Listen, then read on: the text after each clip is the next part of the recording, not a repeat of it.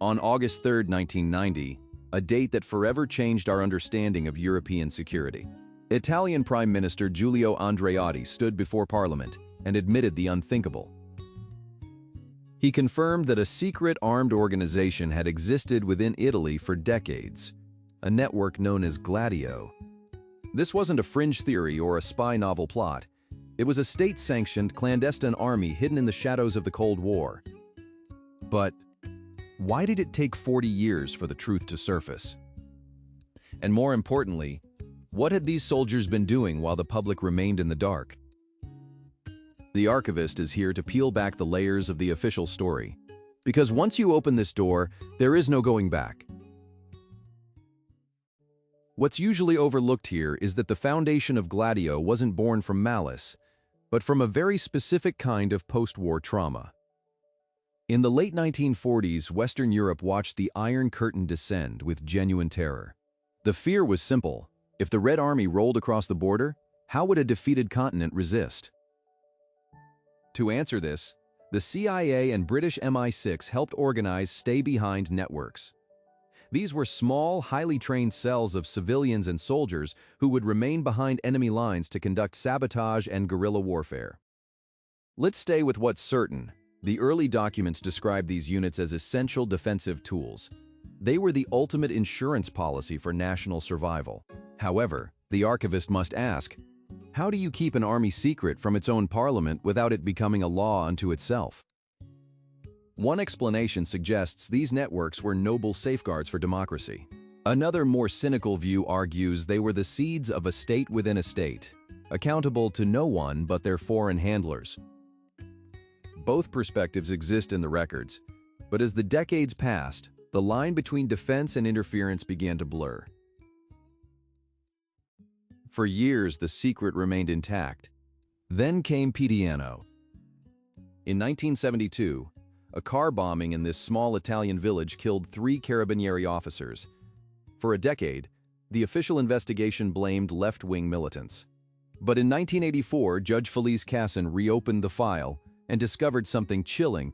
The evidence had been systematically manipulated. And this is where it gets interesting.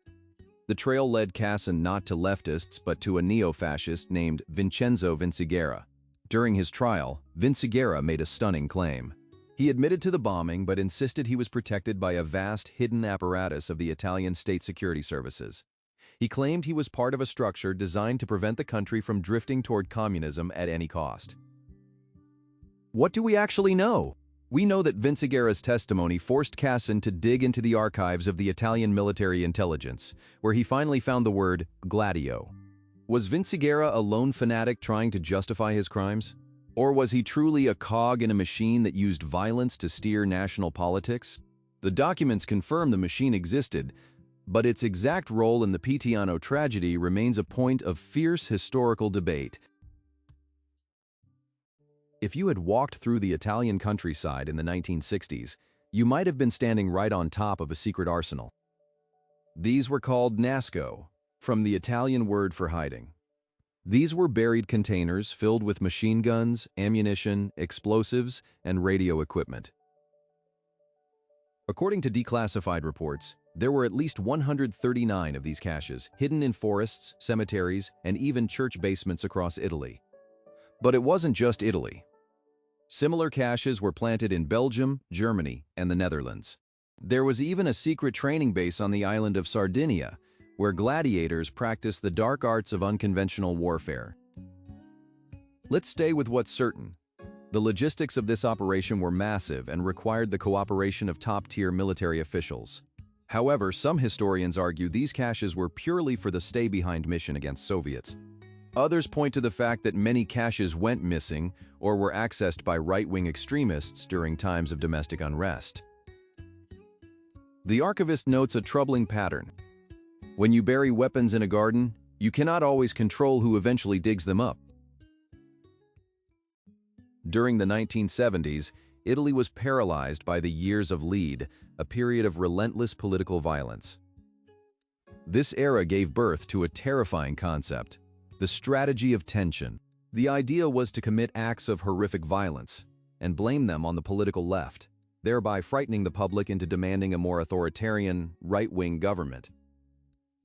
What's usually overlooked here is that the goal wasn't to win a war, but to manipulate the psyche of a nation. The 1980 bombing of the Bologna train station, which killed 85 people, remains the most haunting example. While no direct link has ever been proven between the Gladio stay-behind network as a whole and the Bologna massacre, investigators did find members of the P2 Masonic Lodge and intelligence officers linked to Gladio who were involved in covering up the tracks of the real bombers. So the question is, was Gladio a rogue element that participated in this strategy? Or was it merely a convenient scapegoat for the actions of broader intelligence failures? The official NATO position is that Gladio never engaged in terrorism. Yet the testimony of former operatives suggests a much darker reality, where the enemy wasn't a Soviet soldier, but a fellow citizen with the wrong political leanings. Gladio was the Italian name, but the network spanned the continent. In Belgium, the secret unit was known as Esdure 8. And this is where the story takes a turn into the bizarre and the brutal. In the early 1980s, a group known as the Brabant Killers, or the Nivelles Gang, launched a series of raids on supermarkets. They didn't just steal money, they executed shoppers, including children, with professional precision. For decades, the Belgian public has searched for a motive. Why rob a grocery store with military-grade tactics? One theory, heavily debated in parliamentary inquiries, suggests these attacks were part of a Belgian strategy of tension, designed to force the government to increase police and intelligence budgets. Let's stay with what's certain. Investigators found that some members of the Belgian stay-behind network had ties to the far-right groups suspected of involvement in the massacres. However, the Belgian government concluded there was no organized link between the stay-behind cells and the killers. But the archivist finds the timing curious. Just as the network faced budget cuts and scrutiny, a wave of violence made security the nation's top priority. Is it a coincidence or a calculated survival tactic? When Andreotti finally spoke in 1990, it triggered a political earthquake across Europe. Governments in Greece, France, and Germany suddenly had to explain why they had secret armies they hadn't mentioned to their own citizens. The European Parliament was so alarmed that it passed a resolution condemning the existence of clandestine parallel intelligence and armed operations. The resolution made one thing clear: these networks operated outside of any democratic control. They were coordinated by the Clandestine Planning Committee at NATO's military headquarters. But who was really in charge? What do we actually know? We know that for 40 years, a shadow government existed that could potentially override the will of the voters in the name of security. One explanation is that in the high-stakes game of the Cold War, such measures were a regrettable necessity. The other view is that these networks represented a fundamental betrayal of national sovereignty. Can a country truly be called free if its most powerful military assets are hidden from its own leaders? It is a question that the archives have yet to fully answer. Operation Gladio reminds us that the official history we are taught is often just the visible part of a much larger structure. It teaches us that conspiracy is sometimes just another word for a state secret that hasn't been leaked yet. What's usually overlooked here is how this revelation eroded the trust between the people and the state. Once you know your government is capable of hiding an entire army for 4 decades, what else do you start to question? The archivist doesn't offer easy answers, only the evidence we have. The stay-behind networks were officially disbanded in the early 90s. But in the world of intelligence, nothing ever truly disappears. It just changes its name.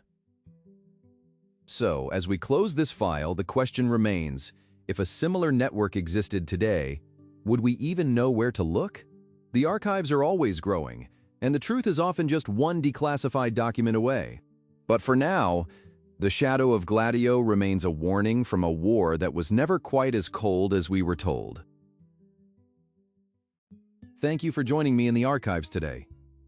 If you want to keep digging into the layers of history that the official textbooks often skip, make sure to subscribe to Hidden Layer. There are always more stories waiting to be uncovered and more secrets waiting to be weighed. I am the archivist, and I'll be here waiting for the next file to be opened. Until next time, keep asking the uncomfortable questions.